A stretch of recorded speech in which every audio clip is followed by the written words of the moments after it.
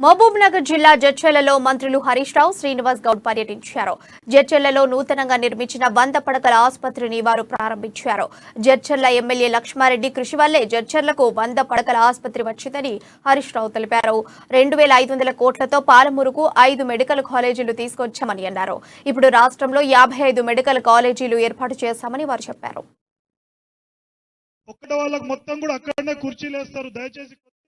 ఇవాళ గౌరవనీయులు లక్ష్మణ కృషి 100 పడకల ఆసుపత్రి ఇలా జడ్చర్లలో ప్రారంభమైంది. నిజంగా ఇది నాడు వైద్య ఆరోగ్య శాఖ మంత్రిగా 2018వ సంవత్సరంలో తానే దీన్ని మంజూరు చేసినాడు. తన చేతులతోనే మంజూరు చేసినాడు. మధ్యలో 2 ఏళ్లు కరోనా రావడం, మధ్యలో ఆర్థికంగా ఈ పెద్ద నోట్ల రద్దు, రకరకాల కారణాల చేత కొంత ఆలస్యం కావచ్చు. కానీ లేట్ అయినా ఇవాళ లేటెస్ట్ గా 30 కోట్ల రూపాయలతో జడ్చర్లలో 100 పడకల ఆసుపత్రి ప్రారంభించుకున్నాం. ఈ భూమి కూడా ఆ రోజు దగ్గర భూమి దొరకలేదు, దూరంగా కడితే ప్రజలకు ఇబ్బంది అవుతుందని తన సొంత డబ్బులు ఖర్చు పెట్టి ఈ భూమిని కూడా ఇచ్చిన ఘనత ఇవాళ డాక్టర్ లక్ష్మారెడ్డి గారు.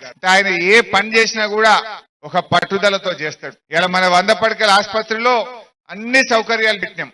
ఎమర్జెన్సీ కేర్ పెట్టినాం, డయాలసిస్ సెంటర్ పెట్టినాం, ఐసీయూ పెట్టినాం, మహిళల కోసం ముఖ్యంగా గైనిక్ వార్డ్ సెపరేట్ గా పెట్టినాం, పిల్లల కోసం కూడా డెడికేటెడ్ పిడియాట్రిక్ ఐసీయూ కూడా ఈ రోజు ప్రారంభం చేసుకున్నాం. అన్ని సౌకర్యాలతో